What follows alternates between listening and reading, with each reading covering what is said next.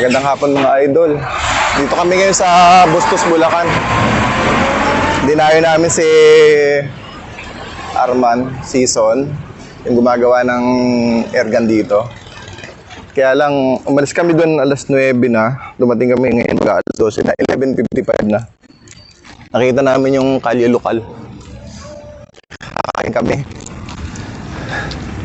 Talagang gutom na. Tanghalian na kasi. Umorder lang kami dito ng tapa. Ayan, ito yung design ng kanilang kainan. Bago na lang kami maglakad papunta doon kina Arman.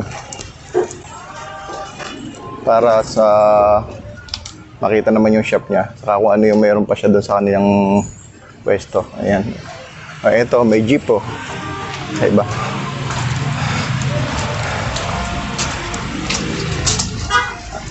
Ano ba to? Tapa? Oh, ito yung kung ano nila oh. Oh. Tapa. Tapa lang. Ako lang daw kakain eh. Pero sarap naman. Kami nga tayo maglalakad. Yung papahinga ng konti kasi pagod na. Oh.